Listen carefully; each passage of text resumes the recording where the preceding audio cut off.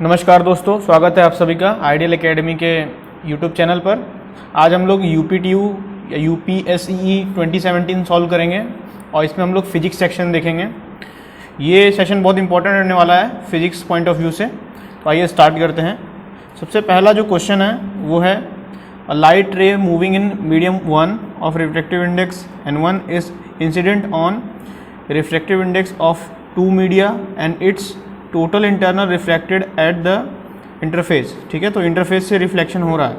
Now reflective index N2 of the medium second is decrease, then अगर second में जाकर के N2 जो है डिक्रीज हो जाता है तब क्या हो रहा है।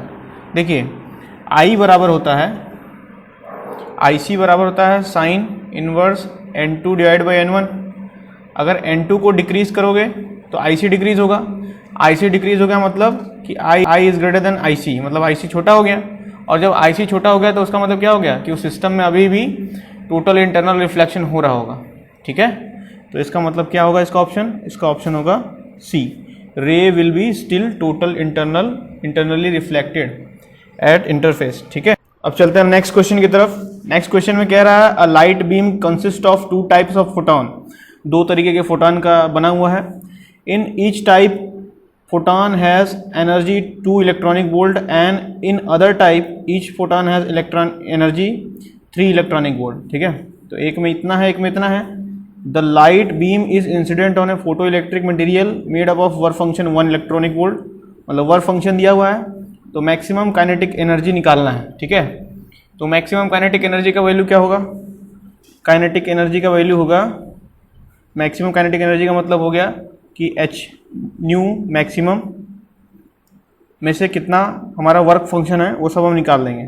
ठीक है, तो मैक्सिमम कितना हो जा रहा है काइनेटिक एनर्जी, तो ये होगा कि हमारा मैक्सिमम फोटॉन की एनर्जी कितनी है। तो ये है 2 और 3, तो मैक्सिमम कौन है 3 है, तो 3 माइनस वर्क फंक्शन, तो 3 माइनस 1 दैट इज 2, तो 2 इलेक्ट्रॉनिक वोल्ट। ठीक है, चलते हैं नेक्स्ट क्वेश्चन पर। नेक्स्ट क्वेश्चन में कह रहा है a light beam parallel to axis is incident on the system of 4 convex lens A, B, C and D। 4 convex lens है। focal distance दिया हुआ है, focal length या focal distance of A, B, C, D are 30, 10, 30, 10। ठीक है, फिर कह रहा है here fixed distance between B, C is 20। तो ये fixed distance है इसके बीच में और इसकी वैल्यू कितनी है 20 है। ठीक है, कह रहा है what should be the distance between the lens A and D. A और डी के बीच में टोटल लेंथ कितनी होगी। Okay, so that after refraction ray will be parallel to the axis A, मतलब टोटल यहाँ से यहाँ तक की पैरेलल डिस्टेंस निकालनी है। तो इसका फोकल लेंथ है 30, तो यहाँ से यहाँ तक की जो दूरी होगी वो 30 हो जाएगी, ये 30 हो गई। और यहाँ से मिड वे से आगे बढ़ेंगे, मिड वे तो नहीं बोल सकते, ये इसका फोकल लेंथ का एडजस्टमेंट है, ये 10 हो जाएगा। तो यहाँ से यहाँ तक 10 और पहले वाले का 30, तो यहाँ से यहाँ तक 40 हो गया, ये 20 हो गया। अब इस वाले का कितना है, इस वाले का भी 30 है, तो ये भी 30 हो जाएगा और यहाँ वाले का भी 10 है, तो ये 10 हो जाएगा। तो 30, 10, 20, 30, 10 टोटल ऐड करेंगे तो कितना हो जाएगा 3, 4, 100, 100। तो ऑप्शन नंबर सी सही है। ठीक है, अब चलते हैं अगले क्वेश्चन को सॉल्व करते हैं। इसमें कह रहा है a long silver teaspoon is placed in a cup filled with hot tea. After some time the exposed end spoon become hot even without a direct contact. Okay, मतलब बिना direct contact के ही ये गर्म हो जा रहा है। ठीक है, तो इस प्रोसेस को क्या बोलेंगे, कंडक्शन बोलेंगे। ठीक है, अब हम लोग अगले क्वेश्चन पे चलते हैं। अगला क्वेश्चन कह रहा है figure shows a non conducting semi circular rod. एक non conducting semi circular rod है in X Y plane, top यानी क्वार्टर हाफ साइकिल या quarter cycle has uniform linear charge density minus lambda. Okay, यहाँ से यहाँ तक minus lambda है, where as remaining half has plus lambda, यहाँ से यहाँ तक plus lambda. What is the direction of net electric field at point P. Okay, तो इसको कैसे करेंगे, सबसे पहले कंपोनेंटाइज कर लेते हैं। तो यहाँ पर अगर कोई चार्ज डेंसिटी माइनस लैम्डा है तो यहाँ पर जो भी चार्ज होगा वो माइनस चार्ज होगा, तो माइनस लेट से डी क्यू चार्ज है। अब माइनस चार्ज की क्या कंडीशन होती है, माइनस चार्ज जो है अपनी तरफ इलेक्ट्रिक फील्ड बनाता है, तो ये इस तरफ जाएगा इसका इलेक्ट्रिक फील्ड। और अगर ये प्लस चार्ज डेंसिटी भी अगर कोई चार्ज है तो उसका चार्ज क्या होगा, प्लस होगा, तो प्लस डी क्यू ले लेते हैं, ठीक है। तो प्लस डी क्यू हो गया, और इसका प्रॉपर्टी क्या होता है, ये अवे फ्रॉम चार्ज होता है। प्लस चार्ज का जो इलेक्ट्रिक फील्ड का डायरेक्शन होता है वो अवे फ्रॉम इलेक्ट्रिक फील्ड होता है, अवे फ्रॉम चार्ज होता है। तो ये अवे फ्रॉम जाएगा तो मतलब इस तरफ जाएगा, इस तरफ जाएगा मतलब इस तरफ जाएगा। अब देखिए एक इलेक्ट्रिक फील्ड इस तरफ चला गया, एक इलेक्ट्रिक फील्ड इस तरफ चला गया, दोनों का नेट किधर है, इधर।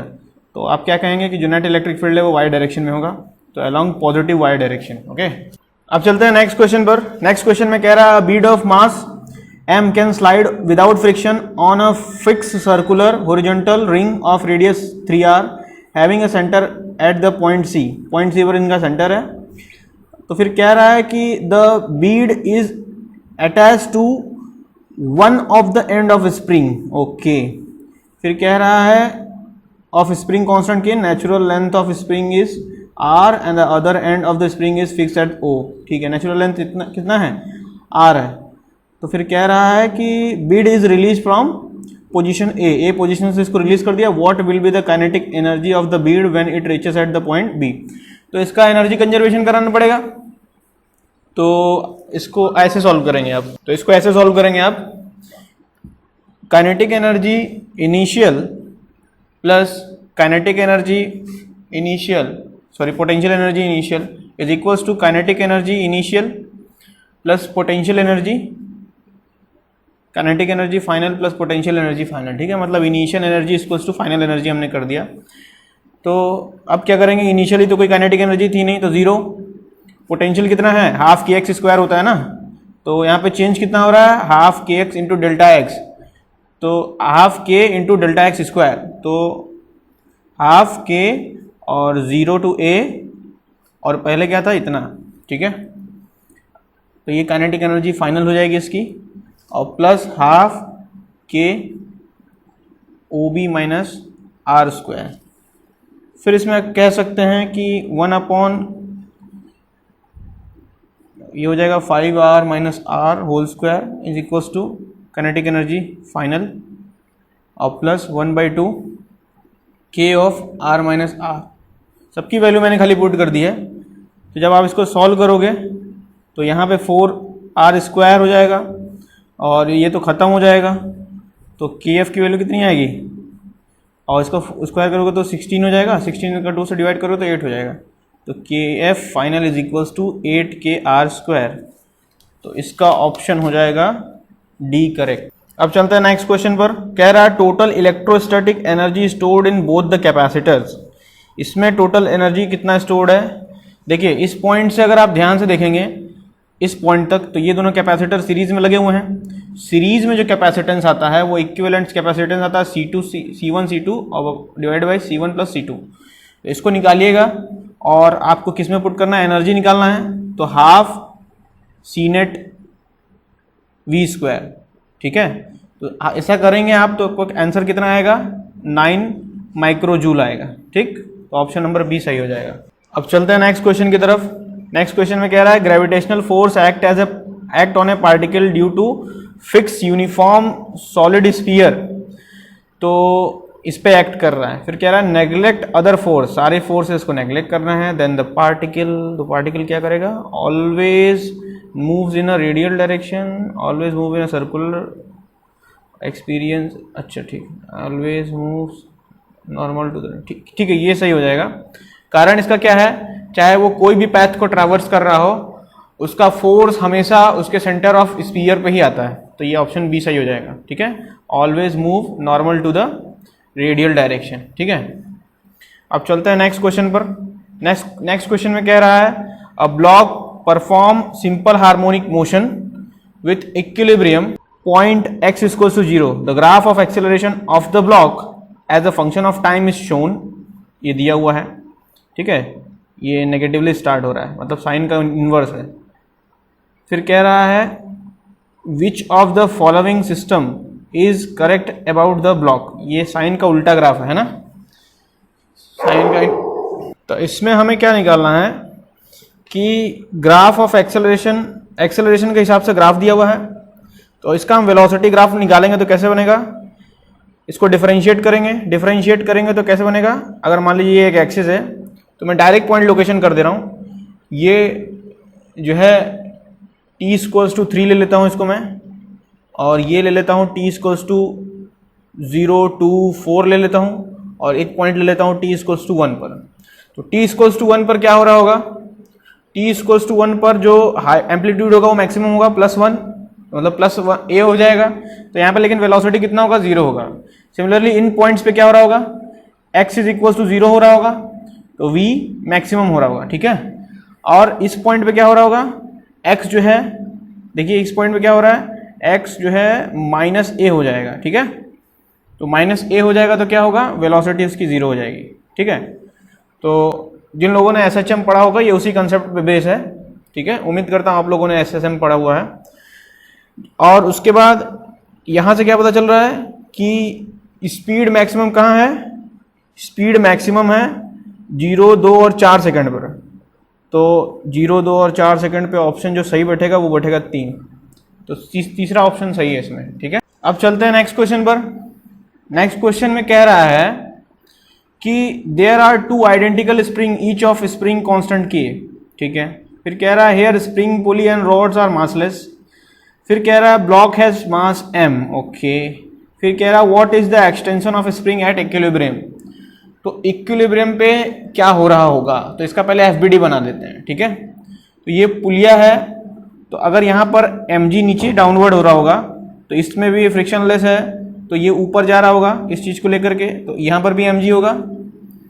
तो यहाँ से टोटल टेंशन कितना इम्पार्ट हो रहा होगा, mg प्लस mg 2mg, और ये दोनों किस में डिस्ट्रीब्यूट हो रहा होगा, इसमें और इसमें, तो kx और kx में डिस्ट्रीब्यूट हो रहा होगा। तो इसका क्या मतलब समझ में आया, अगर मैं इसको बनाऊँ रफली, तो एक 2mg है वो बैलेंस हो रहा है ऊपर के 2 kx और kx से, है ना, यही तो हो रहा है। इसको अगर मैं यहाँ पे दिखा पाऊँ तो क्या हो रहा है, kx प्लस kx, तो 2kx बराबर 2mg, 2kx बराबर 2mg। तो यहाँ से देखेंगे तो x की वैल्यू कितनी आ गई, mg डिवाइडेड बाई k। तो mg डिवाइडेड बाई k का मतलब ऑप्शन नंबर 1 इज करेक्ट। अब चलते हैं नेक्स्ट क्वेश्चन पर। नेक्स्ट क्वेश्चन में कह रहा है कि 2 tuning fork A and B produces 4 beats per second, fork B and C produces 5 beats per second, fork A and C में प्रोड्यूस कितना बीट्स पर सेकेंड, ठीक है। तो यहाँ से क्या पता चलेगा हमको, यहाँ से हमें ये पता चलेगा कि 2 पॉसिबल केसेस हो सकते हैं। तो आप देख पा रहे हैं कि फर्स्ट बीट और सेकेंड बीट, ठीक है, दोनों में कितने के रेट से चेंज हो रही है, तो NB और NA में जो डिफरेंस है वो 4 है। तो मैं 2 केस को देख रहा हूँ, आप देखिए ध्यान से। एक है NB NA, इन दोनों के बीच में जो गैप है वो 4 बीट का है, ठीक है। तो एक बार मैं एज्यूम कर रहा हूँ कि NC ऊपर आएगा, एक बार मैं एज्यूम कर रहा हूँ NC नीचे आएगा। तो जब NC नीचे आएगा तो वो जो NC है उसकी वैल्यू इस तरीके से है कि ये पूरी बीट कितनी है, 5 है। तो यानी NC के बीच में यहाँ पे गैप कितना आ रहा होगा, यहाँ पे जो गैप आ रहा होगा NA और NC के बीच में वो होगा 1। और यहाँ पर अगर पूरी 5 है, जैसे 5 दिया हुआ ना बीट डिफरेंस, मतलब ये क्या है, B और C के बीच में इतने का डिफरेंस का इतना बीट्स पर सेकंड हो रहा है। तो 5 यहाँ पर है, तो अब टोटल कितना हो जाएगा, टोटल हो जाएगा 4 और पर 5। तो यहाँ पर NA और NC के बीच में जो डिफरेंस आएगा वो कितना होगा, 4 + 5 बराबर 9, ठीक है। ये पॉजिटिव क्वांटिटी आप मॉड लगा सकते हैं। तो यहाँ पर 2 केसेस हैं, तो जो आंसर सही होगा 1 देता तो 1 भी टिक कर देते, तो ये 9 इसका ऑप्शन सही है, ठीक है। अब चलते हैं अगले क्वेश्चन पर। अगला क्वेश्चन है, और 10 gram bullet moving directly upward at इतना speed strike at passes through the center of mass of a 10 kg block initially at rest. The bullet emerges from block moving directly upward at 4 meter per second. तो बोल रहा है find या what will be the velocity of block just after the bullet come out of it. Energy conservation यहाँ लगाना है तो मतलब मोमेंटम कंजर्वेशन आप लगा सकते हैं, ठीक है। तो मोमेंटम कंजर्वेशन लगाते हैं यहाँ पर। तो मोमेंटम कंजर्वेशन अगर आप लगाएंगे तो कैसे लगाएंगे, initial momentum equal to final momentum. तो इनिशियल मोमेंटम कैसे लगेगा, 10 इंटू मास दिया हुआ है और वेलोसिटी 1000। फिर कह रहा है बाद में ये है इसका हालचाल, और यहाँ पर 400, फिर और एडिशनल इतना इसमें ऐड करेंगे, तो यहाँ से वेलोसिटी अगर आप सॉल्व करेंगे ना तो 0.6 मीटर पर सेकेंड आएगा। ठीक है, तो ऑप्शन नंबर होगा पहला सही।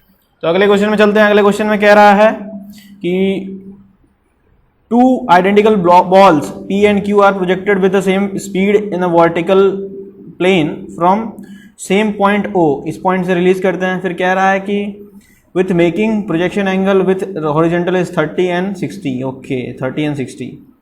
फिर कह रहा है and they fall directly on the plane AB। ठीक है, तो P dash and Q dash आपको दिया हुआ है और यहाँ पर आपका P डैश बनेगा। इसको आप पहले फिगर बना लीजिए। ये कुछ इसको आप देखेंगे तो ऐसे बनेगा। ठीक है, ये मान लीजिए ये पॉइंट में इसको एक्सटेंड कर दे रहा हूँ, तो यहाँ पर B होगा, तो यहाँ पर P डैश बनेगा और इसका एलिवेशन ज़्यादा है तो ये थोड़ा नज़दीक बनेगा, तो ये Q डैश हो गया और ये इसका मीटिंग पॉइंट 10 हो जाएगा। ठीक है, फिर कह रहा है which of the following statement is true about the distance as given. तो ये कैसे होगा, इसमें आपको ये देखना है कि कंप्लीमेंट्री एंगल, ठीक है, ON P और Q पर सेम है। किस पॉइंट पर, O और N का। O और N के लिए जो हॉरिजॉन्टल रेंज है, हॉरिजॉन्टल कंप्लीमेंट्री एंगल रेंज है ON, वो दोनों के लिए सेम है। तो यहाँ से आप कह सकते हैं कि जो AP है, AP डैश वो ग्रेटर देन है AQ डैश के। ठीक है, तो ये ऑप्शन नंबर बी सही है। चलते हैं अगले क्वेश्चन में। अगले क्वेश्चन में कह रहा है कि a string has a length of 5 metre between fix point and the fundamental frequency of 20 hertz. What is the frequency of the second overtone. Second overtone निकालना है।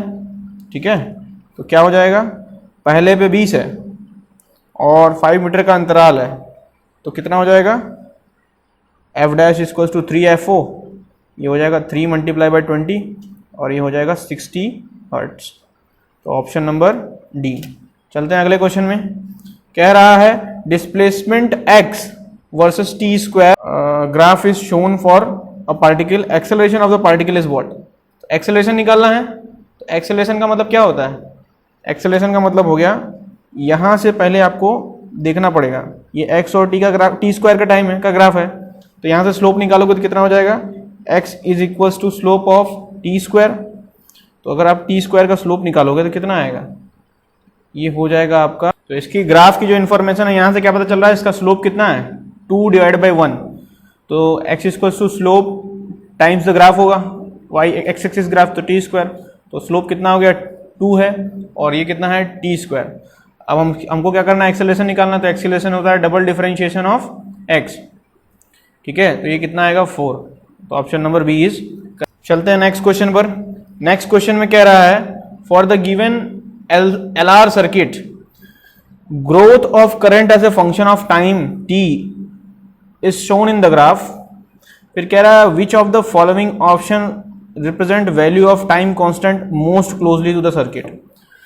तो टाइम कांस्टेंट सबसे नजदीक किसके अप्रोक्सीमेटली होगा।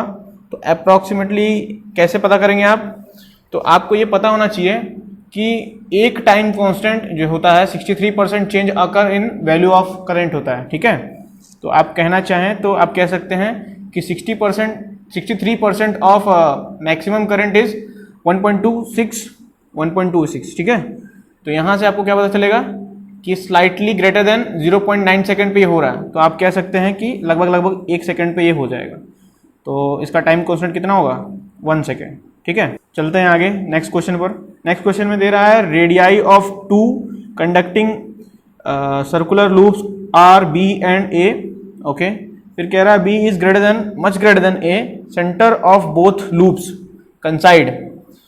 फिर कह रहा है but planes of both the loops are perpendicular to each other, the value of mutual inductance for each loops. तो हमें क्या निकालना है, म्यूचुअल इंडक्टेंस निकालना है और दोनों का वो सेंटर जो है मैच कर रहा है। तो अगर आप देखेंगे तो यहाँ पर आप देख पा रहे होंगे जो बड़े वाले लूप का मैग्नेटिक फील्ड है वो सेकेंड मतलब जो स्मॉलर वाला लूप है उसके प्लेन के जो है पैरेलल है।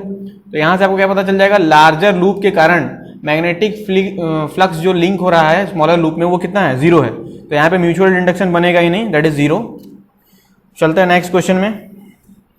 नेक्स्ट क्वेश्चन में क्या कह रहा है, नेक्स्ट क्वेश्चन में कह रहा है कि a block of mass 1 kg is moving on the x axis, a force F acting on the block is shown, velocity of the block at time t is equal to 2 second is minus 3 meter per second. What is the speed of block at time t is equal to 4 second? तो t is equal to 4 second पे हमें निकालना है इसका जो speed है वो निकालना है। तो अब ये देख लेते हैं कि इम्पल्स कितना बनेगा। इम्पल्स अगर निकालेंगे t is equal to 2 से 4 सेकंड के बीच में, तो इम्पल्स कितना आएगा, ये होगा half 3 minus 2 multiply by 5 plus half. खाली फॉर्मूले में वैल्यू पुट करते हैं और कुछ नहीं करना है इसमें, ठीक है। तो यहाँ से ये हो गया। तो आप देख पा रहे हैं कि यहाँ पर इसकी वैल्यू 0 आ गई, ठीक है। तो ये जो वैल्यू आई है 0, ये बराबर होगी चेंज इन मोमेंटम के। तो चेंज इन मोमेंटम का मतलब कितना हो गया कि initial final momentum minus initial momentum. तो आप कह सकते हैं कि velocity of final should be equals to velocity of initial. तो दोनों की वेलोसिटी -3 होने वाली है, तो -3 मीटर पर सेकंड, -3 ऑप्शन ही नहीं है, तो डी वाला सही हो जाएगा, ठीक है। अगर -3 होता तो आप -3 टिक करते। अब चलते हैं नेक्स्ट क्वेश्चन पर। नेक्स्ट क्वेश्चन में कह रहा है कि 2 particle P and Q are moving on the circle at a certain instant of time, both the particles are diametrically opposite. Okay, तो एक फिगर बनाते चलते हैं साथ साथ।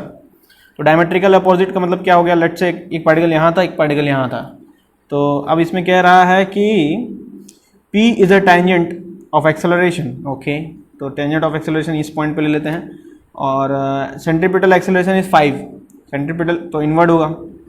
फिर इसमें कह रहा है कि where Q has only centripetal acceleration something, तो ये इनवर्ड होगा, तो ये 1 होगा, ये 5 हो जाएगा, और ये 8 हो गया। फिर कह रहा है कि at the instant acceleration in metre per second square of P with respect to Q।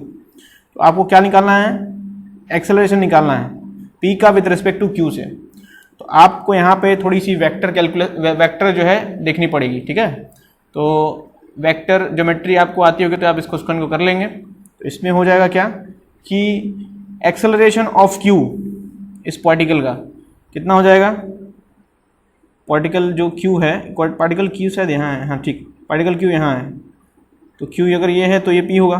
तो एक्सेलरेशन ऑफ Q कितना होगा, नेगेटिव डायरेक्शन में जा रहा है तो -1 होगा, -1 multiply by I that is -i।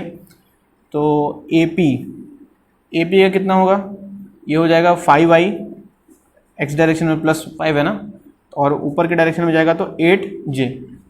तो यहाँ से आप देख सकते हैं कि रिलेटिव एक्सेलरेशन कितना आ रहा है, AP माइनस AQ, ये आ रहा है 6i और +8j, दोनों को घटाएंगे तो इतना आएगा। तो उसका अगर आप मैग्नीट्यूड निकालेंगे तो कितना आएगा, 10 आएगा, ठीक है। इसका अगर आप मैग्नीट्यूड निकालेंगे तो 10 आ जाएगा, तो 10 आ गया, तो इसका मतलब ऑप्शन नंबर डी सही। अब चलते हैं नेक्स्ट क्वेश्चन पर। नेक्स्ट क्वेश्चन में कह रहा है इन the given figure atmospheric pressure P0 is 1 atmospheric and mercury column length is 9, okay 9 centimetre. The pressure P of the glass enclosed in the tube is what. तो कितना होगा, तो gas के ऊपर जो प्रेशर बनेगा P gas is equals to P dash plus P ATM। तो P dash plus P ATM बराबर होगा 76 centimetre of Hg, 76 centimetre of Hg plus 9 centimetre of Hg, यही तो प्रेशर बनेगा ना। तो ये कितना हो जाएगा, 76 और 9 तो हो जाएगा 85 सेंटीमीटर ऑफ Hg। तो ये हो जाएगा ऑप्शन नंबर 1 इज करेक्ट। अब चलते हैं नेक्स्ट क्वेश्चन पर। नेक्स्ट क्वेश्चन जो है थर्मोडायनेमिक्स का है। इसमें कह रहा है PV diagram of an ideal gas is shown, okay. फिर कह रहा है that gas undergoes from initial state A to final state B, इस तरीके से जाता है, पैथ को इस तरीके से फॉलो करता है। फिर कह रहा है select the correct alternative for given process A and B। तो अगर आप यहाँ पे ध्यान से देखोगे तो volume does not remains constant through out this path, okay. तो अगर आप इस तरीके से देखोगे तो PV इक्वल टू nRT होता है, तो टेम्परेचर इक्वल टू कितना हो जाएगा, PV divide by nRT, nR हो जाएगा। तो temperature equal to PV upon nR हो जाएगा, है ना। टेम्परेचर डिक्रीज कर रहा है initially as both P and V decrease, है ना। तो P भी डिक्रीज करेगा और V भी डिक्रीज करेगा तो टेम्परेचर डिक्रीज करेगा। तो भाई एरिया अंडर कर्व आप देख सकते हो कि जो नेट वर्क डन होगा सिस्टम पे वो नेगेटिव आने वाला है ना। तो वर्क डन इज नेगेटिव, तो आप कह सकते हैं कि work done by the gas is negative. ठीक है, तो अब चलते हैं नेक्स्ट क्वेश्चन पर। नेक्स्ट क्वेश्चन में कह रहा है small object of mass of 100 gram moves in a circular path. ठीक है, सर्कुलर पैथ में मूव करता है। At a given instant velocity of object is something and acceleration is something. Eight this instant of time the rate of change of kinetic energy of the object. तो आप कैसे निकालेंगे इसका rate of change of kinetic energy? ये depend करेगा rate of change of kinetic energy. तो work done upon time है, तो इसको हम कह सकते हैं ये पावर है एक्चुअली, तो पावर को हम बोल सकते हैं F इंटू वी, है ना। तो ये कितना हो जाएगा ma और v। अब हो जाएगा ये हो जाएगा 10⁻³ और मल्टीप्लाई बाई 20i और प्लस 10j और dot product with 10i। Solve करोगे तो 20 आएगा, तो ऑप्शन नंबर ए इज। अब चलते हैं नेक्स्ट क्वेश्चन पर। अब तक जो आप फिजिक्स के क्वेश्चन को सॉल्व किए एकदम सरल क्वेश्चन थे और आगे भी सरल ही क्वेश्चन आएंगे। इसका क्या मतलब आया समझ में कि फिजिक्स पे अगर आपकी कमांड है और केमिस्ट्री आप अच्छे से तैयार कर लेते हैं तो आपका सिलेक्शन कोई नहीं रुक पाएगा। मैथमेटिक्स में थोड़े बहुत क्वेश्चन जुझारू होते हैं, उसमें लड़ने वाले ही निकाल पाते हैं, लेकिन ये दोनों ऐसे टूल्स हैं जो आपको अल्टीमेटली यूपीएससी क्रैक करा देंगे। ठीक है, तो आप इससे एकदम फोकस रहिए। मैथमेटिक्स में प्रयास करिए कि आपका 20 क्वेश्चन बने, कम से कम 20 नहीं तो 18 तो बनना ही चाहिए। अगर आप इसमें 40 और उसमें 48 या 45 सही करते हैं केमिस्ट्री में, तो अगर आप मैथ में कम भी करेंगे थोड़ा तो चल जाएगा। तो अब चलते हैं नेक्स्ट में। नेक्स्ट में कह रहा है a time varying horizontal force F is equals to 8 sine 4 pi t is acting on a stationary block of mass 2 kg as shown. Okay, frictional coefficient between block and ground is something. यहाँ पे जो coefficient दिया हुआ है वो है mu is equals to 0.5। जी की value पता है। फिर बोल रहा है then resulting motion of the block will be what. तो एफ फ्रिक्शनल निकाल लेंगे पहले। एफ फ्रिक्शनल कितना हो जाएगा 0.5 इंटू 2 दैट इज 10 न्यूटन और मैक्सिमम अप्लाइड फोर्स कितना है 8 इंटू 1 दैट इज 8 न्यूटन। तो देख पा रहे हो कि अप्लाइड जो मैक्सिमम फोर्स है वो फ्रिक्शनल फोर्स से काफ़ी लेस है, तो बॉडी जो है स्टेशनरी पड़ी रहेगी और आगे नहीं मूव करेगी, तो इट रिमेन्स स्टेशनरी। ठीक, अब चलता है नेक्स्ट क्वेश्चन पर। नेक्स्ट क्वेश्चन में कह रहा है take bulk modulus of a water B is equal to something. फिर कह रहा है कि what increase in pressure is required to decrease the volume of 200 liter of water by something %. Okay, तो इसको सॉल्व करना है, तो कैसे सॉल्व करेंगे? आपको पता होना चाहिए कि B delta P is equals to होता है B multiply by minus of delta V upon V। तो B की वैल्यू दिया हुआ है, B की वैल्यू कितना दिया है? B की वैल्यू दिया हुआ है 2100 मल्टीप्लाई बाई 10⁻⁶ क्योंकि मेगा में दिया हुआ है, और ये हो जाएगा डेल्टा V डिक्रीजमेंट, तो 0.004 डिवाइडेड बाई 100। इसको सॉल्व करोगे तो 84 किलो पास्कल आएगा, मतलब आपका आंसर 1 सही हो जाएगा। ठीक है, चलते हैं नेक्स्ट क्वेश्चन पर। कह रहा है thin semi circular part ABC has mass m1 and diameter AOC as mass m2. Here axis passes through the midpoint of the diameter and the axis is perpendicular to the plane AVC. Here AO is equals to OC is equals to R. Moment of inertia of the composite system about the axis is what? तो composite system का moment of inertia कितना हो जाएगा mr square, theorem लगा देना है बस, तो mr स्क्वायर अपॉन 3, जो ये m1 है m2 हो जाएगा। इसको सॉल्व करोगे तो कितना आएगा? मोमेंट ऑफ इनर्शिया बराबर हो जाएगा दोनों का सम, तो ये हो जाएगा summation of all the components mi r square plus m2 ac whole square divide by 12। यहाँ से r स्क्वायर कॉन्स्टेंट बाहर निकल जाएगा, तो r square summation of mi plus m2 और इसकी वैल्यू कितने दी हुआ है 2r whole square divide by 12। तो अगर आप इसको सॉल्व करोगे तो कितना आएगा? ये आएगा m1 स्क्वायर और प्लस m2 स्क्वायर, क्योंकि एक ही कंपोनेंट है, तो mr स्क्वायर बाई 3। तो आप कह सकते हैं option number D is correct. Okay, अब चलते हैं नेक्स्ट क्वेश्चन पर। नेक्स्ट क्वेश्चन में कह रहा है कि in Young's double slit experiment the path difference between the two interfering wave at point on the screen is 13.5 time the wavelength. ठीक है, तो delta is equals to 113.5 times the lambda. तो इसका क्या मतलब हो गया कि अगर इसको हम इंटीग्रल वैल्यू में तोड़ दें तो ये हो जाएगा 13 प्लस 1/2 ऑफ लैम्डा। इसका मतलब n प्लस 1 बाई लैम्डा, और n इक्वल टू 13 का मतलब क्या हो गया, वहाँ पे मिनिमा होगा।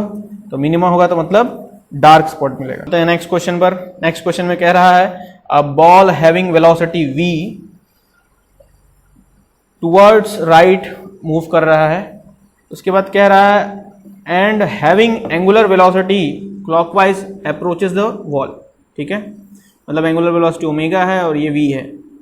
फिर कह रहा है कि it collides elastically with the wall and moves towards the left. लड़ने के बाद वापस आता है। Ground and wall are frictionless. Select the statement that is correct statement about the angular velocity of the ball after collision. After collision की बात कर रहा है, तो इसका आप कह सकते हैं डायरेक्टली कि उनका जो सेंटर के अबाउट में टॉर्क बनेगा वो जीरो बनेगा। तो सेंटर के अबाउट में टॉर्क बनेगा जो होगा वो जीरो होगा। तो इसका क्या मतलब हुआ, एंगुलर एक्सेलरेशन जीरो होगा, है ना, क्योंकि आपको पता है टाउ इज इक्वल्स टू होता है आई अल्फा। तो अगर ये जीरो कर दोगे तो ये जीरो हो जाएगा, या ये जीरो करोगे तो ये जीरो हो जाएगा। तो अल्फा जीरो हो जाएगा, तो इसका मतलब क्या होगा कि इट विल बी क्लॉकवाइज। ठीक है, और angular velocity does not change. उसके बाद हम चलते हैं अगले क्वेश्चन पर। अगला क्वेश्चन कह रहा है which of the following particle will describe the smallest circle when projected with the same velocity perpendicular to the magnetic field. Okay, तो इसका तो सीधे इलेक्ट्रॉन है। क्यों है इसका कारण मैं बता देता हूं आपको। देखिए, इसमें से इलेक्ट्रॉन का मास सबसे मिनिमम है। कैसे मिनिमम है उसका भी मैं इसको तो आपको पता ही होगा। अब यही ऑप्शन क्यों सही है, क्योंकि आपको पता है R इज इक्वल्स टू होता है mv अपॉन क्यू बी। ये कैसे आता है, ये होता है क्यू वी भी। ठीक है, क्यू वी भी is equals to M V R.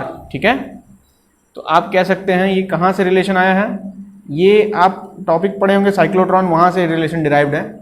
ठीक है, दोनों ही फोर्सेस को हमने बराबर कर दिया है और वहाँ से हमारा रिजल्ट आया है R is equals to M V upon Q V. और यहाँ पर अगर मास को बढ़ाएंगे तो R बढ़ेगा, क्योंकि इलेक्ट्रॉन का मास कम है तो R भी कम होगा, इसलिए इलेक्ट्रॉन इसका ऑप्शन सटीक हो जाएगा। ठीक, अब चलते हैं नेक्स्ट पर। A loop PQR carries a current 2 ampere. A uniform magnetic field of 2 tesla is parallel to the plane of the loop. Magnetic torque of the loop is what. Okay, तो magnetic torque निकालना है, तो torque की value कितनी होती है, formula बताइए।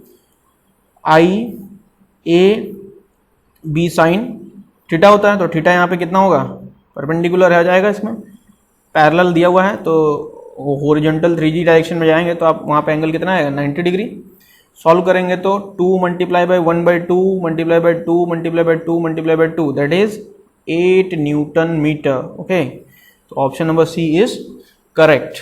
Next question पे चलते हैं, सॉल्व करते हैं। इसमें कह रहा था sides of the rectangle are something and something, taking the significant figure into the account, the area of the rectangle is what. इसको आप सॉल्व करके खुद से कर लेना, बड़ा सिंपल है, लेंथ इंटू ब्रेड्थ करना, इतना आएगा। ठीक है, 84।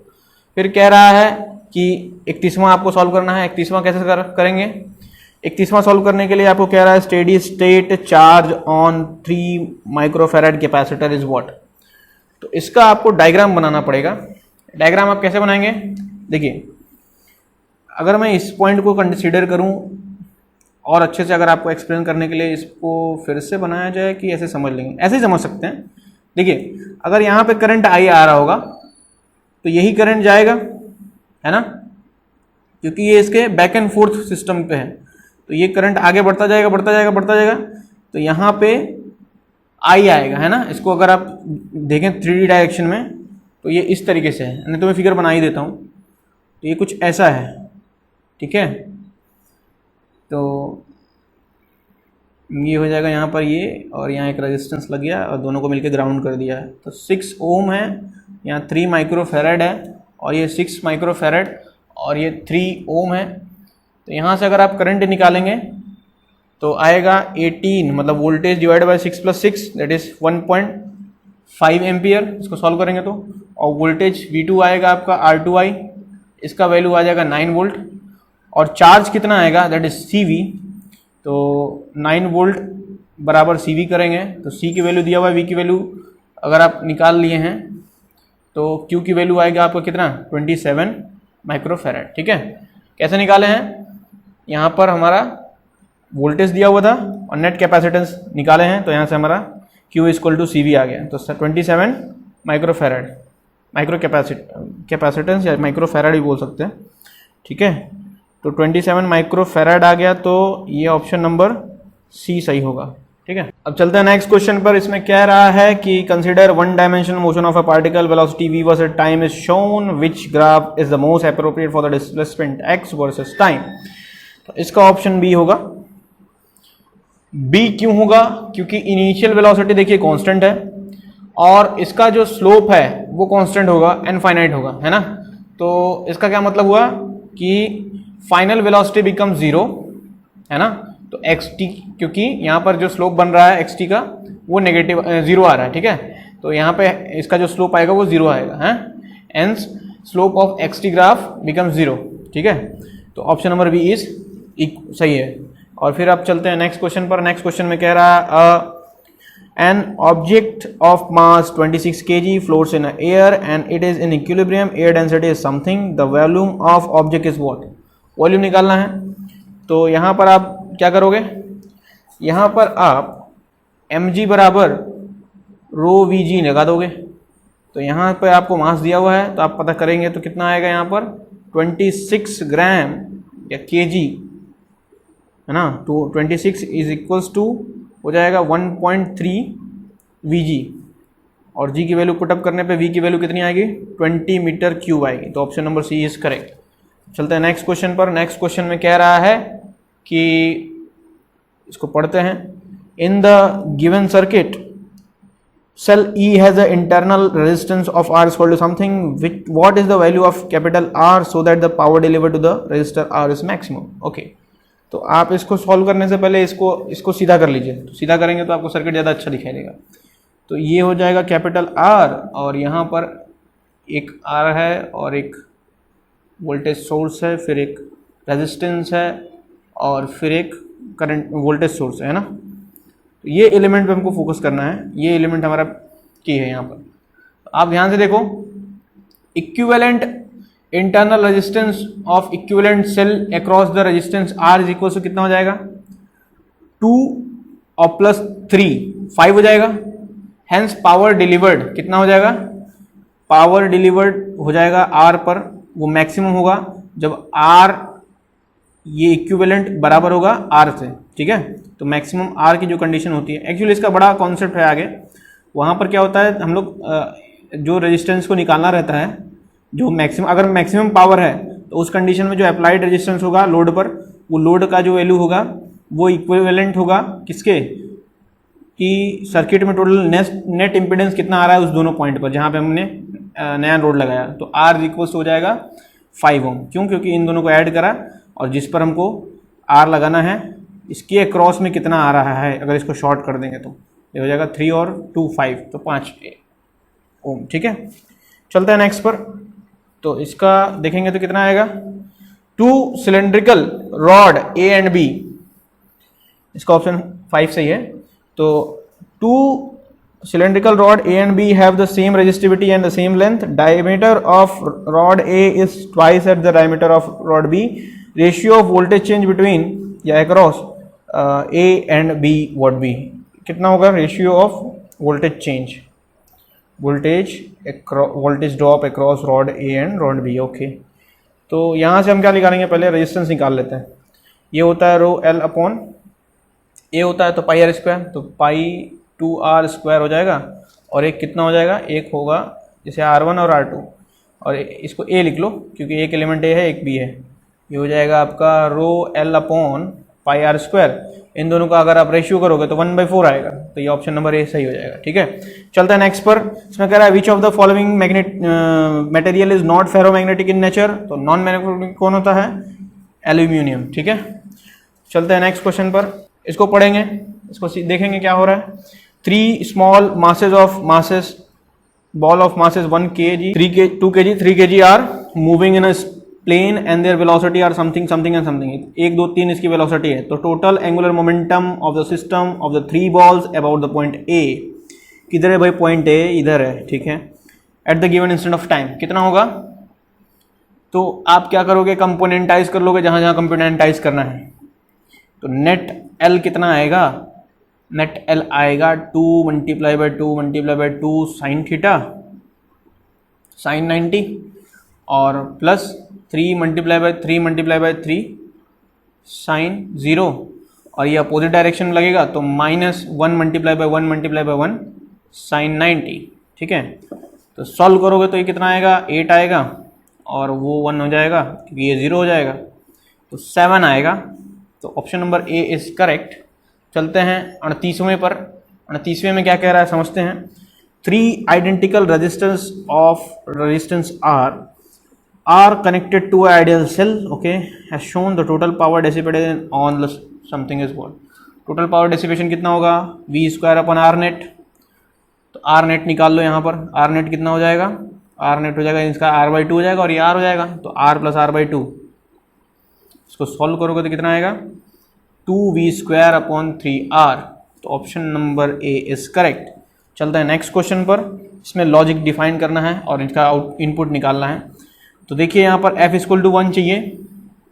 तो आपको अगर ये क्वेश्चन नहीं आता होगा, तो अगर आपके पास थोड़ा सा कैलकुलेटिव नेचर होगा ना, तो आप वैल्यू पुटअप करके भी निकाल लोगे। तो यहाँ से आप निकाल सकते हो, ऑप्शन नंबर सी इसका सही हो जाएगा, क्योंकि f = हमें क्या चाहिए, 1 चाहिए। a की वैल्यू 0 करोगे, b की वैल्यू 1 करोगे तो यहाँ पे क्या आएगा, और c की वैल्यू 0 करोगे तो यहाँ पे क्या आएगा। देखिए c की वैल्यू 0 करते हैं यहाँ पे 1 हो जाएगा, और a और b की वैल्यू 0 और 1 पुट करते हैं यहाँ पर कितना आ जाएगा, 1 आ जाएगा। 1 और 1 एंड होकर के आपको 1 मिल जाएगा। ठीक है, और किसी भी ऑप्शन पे सेटिस्फाई नहीं करता। या तो और आप टेक्निक क्या लगा सकते हो, यहाँ पर नेचर निकाल लो, यहाँ पर नेचर निकाल लो। जैसे यहाँ पर नेचर क्या है, a और b, यहाँ पर क्या है c है, और यहाँ पर नेचर कितना आएगा, a और b और ×c। यहाँ से भी आप कर सकते हो, दोनों तरीके हैं। ठीक है, ये क्वेश्चन आपको छोड़ना नहीं है, एकदम करके आना है। ठीक, चलते हैं नेक्स्ट पर, 40वें पर। 40वां क्या कह रहा है कि consider 2 पोलराइड्स A and B as shown, unpolarized light is incident on the polaroid A, okay. फिर कह रहा है now both the polarides are rotated simultaneously by 180 degree in the same sense of direction such that each of the instant there passes axis always remains parallel to the each other. During the rotation intensity of transmitted light through polaroid B is what, तो कितना होगा। तो आप यहाँ पर देखिए कि intensity after passing through polaroid A कितना आएगा, तो IA 0/2 हो जाएगा, और intensity after passing through polaroid B is कितना होगा, तो IA की जितनी वैल्यू आई है उसका जो है स्क्वायर कांस्टेंट कॉस स्क्वायर का टर्म में, तो ये हो जाएगा IA2² और कॉस स्क्वायर थीटा, है ना।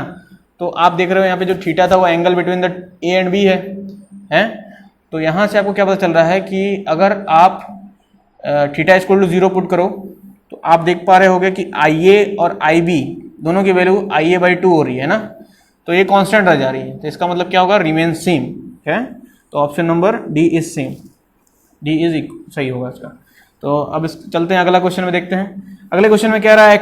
Activity of radio active substance becomes from 8,000 to 1,000 in 12 days. What is the half life of the radioactive substance? ठीक है, तो अगर ये 8,000 रहा होगा तो हाफ होगा तो कितना हो जाएगा, ये 4,000 हो जाएगा, फिर हाफ होगा तो 2,000 हो जाएगा। एक ये खाली IQ बेस्ड क्वेश्चन है, तो ये हाफ होगा तो इतना हो जाएगा। तो यहाँ पे तो 4 दिन लगा, यहाँ पर 4 दिन लगा, यहाँ पर 4 दिन लगा, है ना। तो हर जगह इसकी हाफ लाइफ कितनी है, 4 दिन है। तो ऑप्शन नंबर बी इज। चलते हैं नेक्स्ट क्वेश्चन पर। नेक्स्ट क्वेश्चन में कह रहा है कि energy level of hypothetical 1 electron atom system are given by something, ये तो पता ही है, वेयर n = समथिंग, और कह रहा है the wavelength of emitted photon corresponding to the transition from first excited level to the ground level is what. Okay, तो lambda की वैल्यू जो आपको आती है वो होती है 12420 डिवाइडेड बाई डेल्टा ई। तो डेल्टा ई कितना है यहाँ पर, डेल्टा ई यहाँ पर है 12420 डिवाइड बाई -4 to -16। ठीक है, क्यों, क्योंकि फर्स्ट से लेकर के ग्राउंड में जाना है, तो आप पुट करोगे तो इतना आएगा, ये आएगा आपका टोटल 1035 एंगस्ट्रॉम। ठीक है, तो option number B is correct. Next, what is the voltage across PN junction, ये आइडियल है। फिर कह रहा है फॉर शोन सर्किट, तो यहाँ पर आपको वोल्टेज निकालना है, तो आप यहाँ कर दो ओपन सर्किट मान लो इसको, तो ये ओपन सर्किट हो गया, तो और कोई वोल्टेज है नहीं है, खाली यही है, तो 2 ही वोल्ट आएगा ना, तो option number D is correct. अब चलते हैं 44 पर, power emitted by a black body radiation, black body at a temperature 50 degree, और इसमें कह रहा है इज पी, यहाँ से पावर इतना निकल रहा है, now temperature is double, temperature को डबल कर दिया, तो temperature of black body becomes इतना, फिर now power emitted is what, तो आपको पता होगा यहाँ पर कि P डायरेक्टली प्रोपोर्शनल होगा P का पावर 4 टाइम, T का पावर 4 टाइम, है ना। तो कभी भी आप इसको अगर आप ऐसे क्वेश्चन को देखोगे ब्लैक बॉडी रेडिएशन का, तो मैक्सिमम कंसेप्ट आपका यही लगेगा यहाँ पर क्वेश्चन को, ये तो रिलेशन याद रखना, P is directly proportional to T power 4। तो यहाँ पर जो टेम्परेचर कितना होगा 273 प्लस 50 केल्विन में लेके बात करते हैं, तो कितना आएगा, और एक कितना हो जाएगा 273 प्लस 100। तो अगर आप इसको सॉल्व कर लो तो 2 टेम्परेचर है P1 और P2, या इसको आप बोल दो P डैश और P बोल दो इसको, तो ये हो जाएगा 273 plus 100 divide by 273 plus 50 power 4 हो जाएगा। यहाँ से क्या पता चला आपको, इन दोनों अगर इसको सॉल्व करोगे ना तो आपको पता चलेगा कि ये आपको दिख भी रहा है कि जो टेम्परेचर है, जो मेन टेम्परेचर हमारा है वो लाई कर रहा है 2T से T के बीच में, तो पावर मेरा लाई कर रहा है यहाँ पर P डैश पावर और P पावर जो लाई करेगा, ये पावर लाई करेगा मेरा 1 से लेकर 2 पावर 4 तक। तो ऑप्शन नंबर बी इज सही, ये हो जाएगा greater than P but less than 16P। Okay, now next चलते हैं। नेक्स्ट में कह रहा है कि an experimenter needs to heat a small sample to temperature something, but the only available large object that maximum temperature of 600 K, ठीक है, मतलब कितना हो जाएगा, ये लगभग 6 लाख हो जाएगा ना। ठीक, ये जाएगा could the experimenter heat the sample to 900 K, ये K है कि केल्विन है, बताइए। यहाँ मैंने 6 लाख बोला है आप लोग कई लोग बोल रहे होंगे कि आधुनिक युग चल रहा है, 6 लाख का मतलब भैया, अरे भैया ये K का मतलब केल्विन है, ठीक है, तो 600 केल्विन है और 900 केल्विन है। ठीक, by using the large lens to concentrate the radiation from the large object on to the same as shown in the figure. तो यहाँ पर ऑब्जेक्ट है, ये लेंस है, ये सैंपल है, तो यहाँ से आपको क्या पता चलेगा, it is not possible because यहाँ पर सेकेंड लॉ ऑफ थर्मोडायनामिक जो है वायलेट हो जा रहा है। ठीक है, तो ये पॉसिबल है ही नहीं, तो ये ऑब्जेक्ट नंबर, इसका ऑप्शन नंबर डी सही होगा। ठीक है, चलते हैं नेक्स्ट क्वेश्चन पर। नेक्स्ट क्वेश्चन में कह रहा है consider a small electric dipole with magnitude of dipole moment P which is placed far away from point A such as ये, the electric potential at point A is what, electric potential at point A निकालना है। ठीक है, तो A point पर अगर आपको potential निकालना है तो ये पोटेंशियल कितना हो, ये पोटेंशियल आपका होगा KP cos पाई, ठीक है, टोटल एंगल कितना है 180 degree divided by R square. इसको सॉल्व करोगे तो कितना आएगा -KP अपॉन आर स्क्वायर। तो option number C is correct, है ना। अब चलते हैं नेक्स्ट पर। नेक्स्ट पर कह रहा है कि conducting loop has total resistance of R, a uniform magnetic field B is equals to gamma t is applied perpendicular to the plane of the loop where gamma is constant and t is the time. The induced current flowing through loop is what, तो आपको ये निकालना है, तो induce current निकालना है। ठीक है, तो पहले फ्लक्स निकाल लो, है ना। फ्लक्स निकाल लोगे तो फ्लक्स से क्या निकाल लोगे, rate of change of flux निकालोगे तो ई आ जाएगा, और ई और आर के रिलेशन से आप क्या निकालोगे, आई निकाल लोगे। तो फ्लक्स निकाल लोगे तो कितना आएगा, ये आएगा आपका बी ए कॉस थीटा, तो बी स्क्वायर कॉस 0 और प्लस बी ए स्क्वायर कॉस 180 डिग्री। ठीक है, तो अब चलते हैं इसको सॉल्व करते हैं। ये आ जाएगा B square minus A square और गामा टी। क्यों गामा टी? क्योंकि बी की वैल्यू कांस्टेंट है गामा टी के बराबर। फिर हमने क्या किया, आई की वैल्यू निकाली है। आई की वैल्यू होती है कि इसको डिफरेंशिएट मारो एक बार टाइम के रिस्पेक्ट में और आर से डिवाइड कर दो।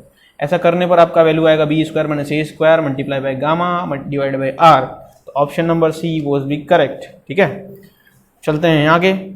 आगे देखते हैं। A uniform disc of mass m capital M and the radius r is hinged at the centre C। ठीक है, a force applied on the disc is shown as at this instant angular acceleration of the disc is what?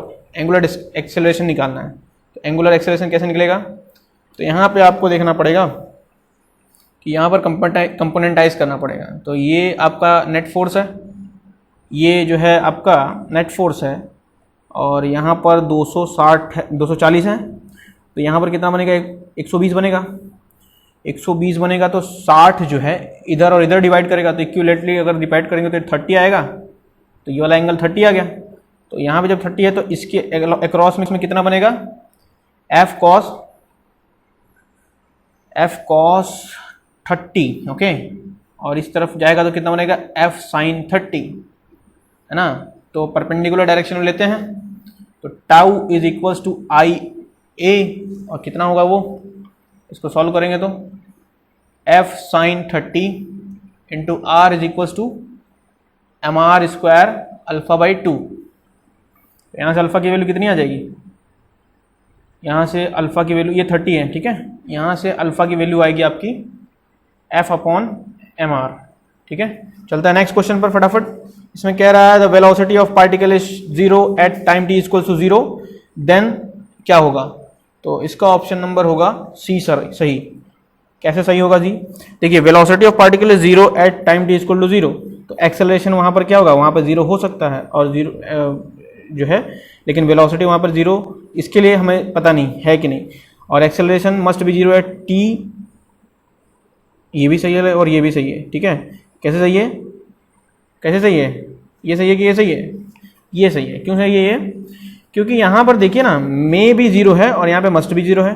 बहुत से लोग बोल रहे हैं भैया ये भी सही होगा ये भी सही होगा, तो दोनों कैसे सही हो जाएगा? यहाँ पर मस्ट भी 0 होगा, यहाँ पे मे भी 0 होगा, इसलिए ऑप्शन 0 ये 3 जो है सही होगा। 0 हो सकता है वेलोसिटी अगर 0 है तो, लेकिन ये कंफर्म नहीं है। तो कंफर्म नहीं है तो ऑलरेडी ये खत्म हो जाएगा। अब यहाँ पे देखते हैं बी वाले में कह रहा है डिस्प्लेसमेंट मस्ट बी 0, ये तो होने नहीं वाला, तो ये कह नहीं सकते ना, बात ये है। चलते हैं नेक्स्ट पर 50वें पर। 50वां कह रहा है a ball moving in X Y plane has velocity something. ठीक है, वेक्टोरियल वेलोसिटी दिया हुआ है just before the collision with the ground, coefficient of restitution of the ये इज 1/2। फिर कह रहा है कि what will be the velocity of the ball after the collision with respect to ground. तो उसके बाद की बात कर रहा है ना, तो V separation upon V approach बराबर ई हो जाएगा। तो ई क्या है? रेस्टिट्यूशन का कोफिशिएंट, ये हो जाएगा हाफ। तो आप देखोगे तो कितना हो जाएगा? हाफ बराबर हो जाएगा V gamma minus 0 upon 4 minus 0 V gamma.